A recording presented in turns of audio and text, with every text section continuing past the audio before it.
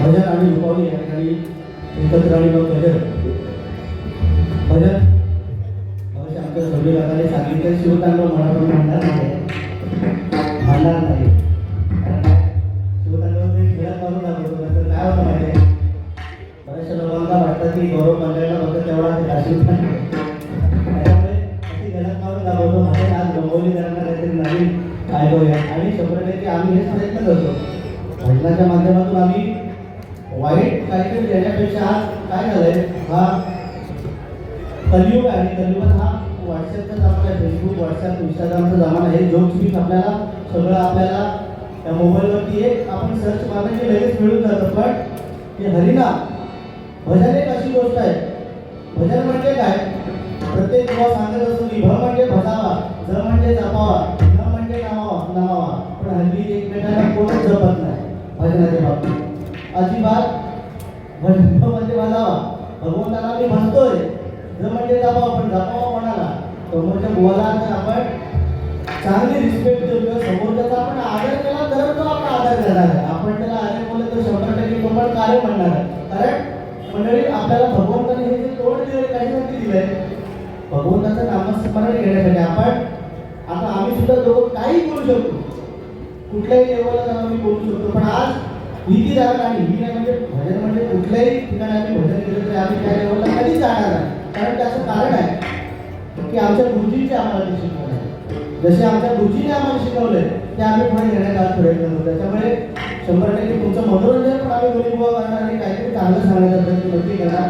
शिवकांडावरची झलक मात्र भजन झाल्यानंतर मारतो 100%. नंतर आधीच घेऊयात आहे, नंतरच बघा. चला भजन या ठिकाणी आमचे भगवान वादक आमच्या महावीर गावचे सामान्य या ठिकाणी उपस्थित आहेत. त्यांचे देखील आभार मानतो. अनेक मान्यवर कलाकार उपस्थित आहेत, प्रत्येकाची नावं घेणं या ठिकाणी. त्याचप्रमाणे या ठिकाणी सन्माननीय दिग्दर्शक आमचे संजयजी चव्हाणबुवा देखील या ठिकाणी उपस्थित आहेत.